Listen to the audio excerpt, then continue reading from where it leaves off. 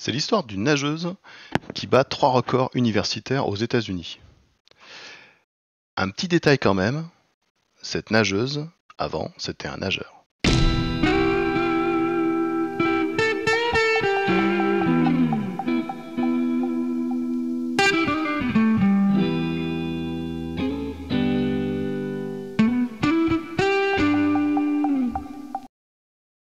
Une nageuse transgenre a déjà battu 3 records depuis qu'elle concourt chez les femmes. Alors transgenre, c'est une... Quand on dit une femme transgenre, c'est-à-dire que c'était une personne qui est née homme et qui a décidé de changer de sexe, de changer de genre, je crois que c'est ça, pour devenir femme. Et donc quand c'est un homme transgenre, en fait à la base c'est une femme qui devient un homme. Depuis qu'elle concourt chez les femmes. Donc Lia Thomas, une nageuse transgenre de 22 ans qui concourt au sein du championnat universitaire américain, est au cœur d'une polémique. En quelques jours, la nageuse a battu 3 records universitaires chez les femmes. Les 3 saisons précédentes, elle nageait dans la catégorie homme. Cette sportive a nagé pendant 3 ans dans la catégorie homme. Donc avant, Will Thomas, donc elle s'appelait Will Thomas avant, donc c'était Will Thomas nageait autrefois parmi les hommes. Quelque temps après avoir entamé sa transition, la nageuse, qui se faisait aujourd'hui appeler Lia Thomas, a obtenu l'autorisation de reprendre la pratique de son sport de prédilection. Étudiante à l'université de Pennsylvanie, elle participe notamment au championnat qui réunit les universités de l'Ivy League. Donc ça doit être une ligue universitaire. Donc le sport universitaire aux États-Unis est effectivement beaucoup plus développé. C'est vraiment la rampe aux pros aux États-Unis, aux US. Donc les 8 plus prestigieuses universités américaines, la Ivy League. Ces derniers jours, Lia Thomas est la cible des critiques suite aux différents records qu'elle a battus. Donc effectivement, si elle nageait avec les caractéristiques d'un homme, elle a pu être plus forte quand même. Sa participation au relais 400 mètres libre a clairement avantagé son équipe et les universités concurrentes ont pointé du doigt cette injustice.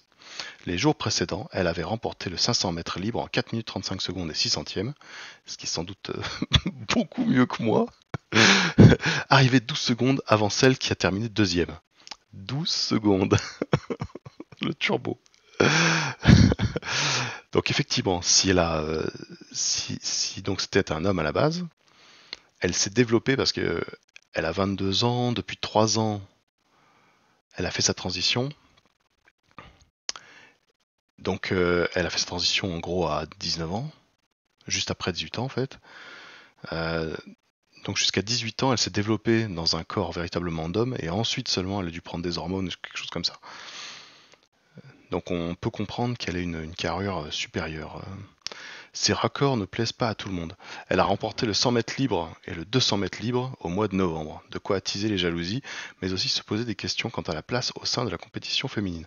Alors je peux comprendre parce que une carrière de sportive en natation, ça doit être, je sais pas, 4-5 ans ou peut-être maximum 8 ans, tu vois.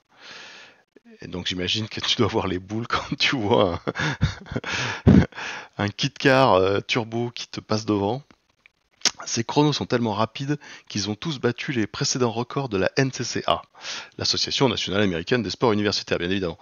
Selon la NCCA, les sportifs transgenres peuvent participer à des compétitions féminines après avoir terminé une année entière de traitement d'anti-androgène, un traitement hormonal qui empêche la production de testostérone. Donc la production de testostérone, je crois que elle est responsable du développement musculaire.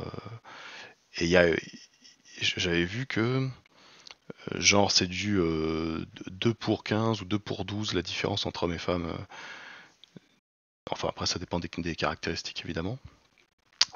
Mais les hommes produisent énormément plus de testostérone, ce qui explique qu'ils ont une carrure plus importante, plus imposante, ils ont plus de muscles, et donc j'imagine plus de capacité à nager. Pour certains, cette condition n'est pas suffisante. Les détracteurs de cette règle avancent que les sportifs nés dans un corps d'homme n'ont pas uniquement les hormones qui les avantagent, mais aussi leur morphologie, leur structure osseuse et même leur capacité pulmonaire. Alors bien évidemment, quand tu as passé 18 ans à te développer comme un homme, tu as développé une carrure d'homme. Même si tu deviens une femme avec les traitements hormonaux et tout de manière légitime, tu vas conserver ton ossature, la mémoire musculaire, justement, où tes muscles ont été développés d'une certaine manière, donc ils ont plus de facilité à se développer. Donc effectivement, il peut y avoir un biais et tu peux être avantagé. Je pense que c'est ça qui porte préjudice. Et leur capacité pulmonaire, alors après ça, je pense que s'il est plus bâti, logiquement, il respire mieux. La pratique du sport lui a permis de garder son équilibre pendant sa transition. Donc ça, je peux comprendre. Un homme bat le record universitaire de natation chez les femmes, ça ne choque personne, s'insurge Catherine Dave sur Twitter, fondatrice du mouvement Save Women's Sports Australasia.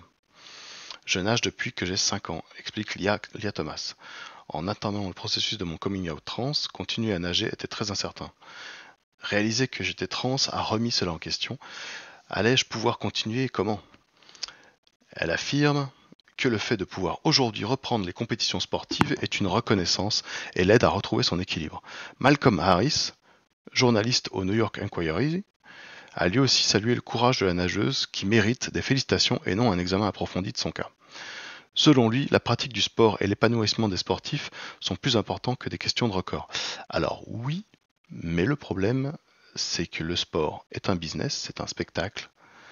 Et si tu permets à des gens de changer de sexe pour battre des records, tu vas invisibiliser les femmes, puisque c'est la problématique. Et surtout, tu vas pousser les gens à le faire. Bientôt, dans les carrières sportives féminines, il n'y aura que des trans, en fait. Tout simplement parce qu'ils seront meilleurs. Donc, alors voilà la personne. Donc ça, je pense que c'était avant, et ça, c'est après. Non, bon, après, voilà, c'est chacun est libre de changer de sexe, de changer de genre et tout. C'est pas la question.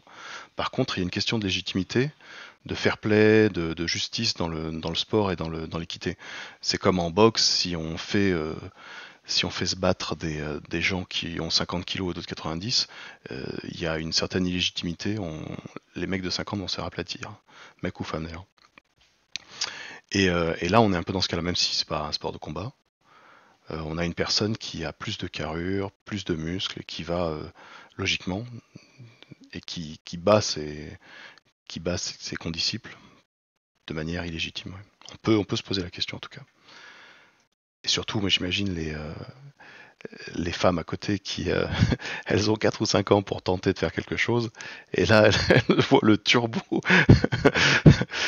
turbo mammouth qui fonce comme dans Nicky Larson. C'est une catastrophe quoi. Donc bref. Écoutez, je trouve que c'était intéressant comme article. Si ça vous a plu, n'hésitez pas à liker, activer la cloche bien sûr, partagez ça sur les réseaux sociaux, c'est très important.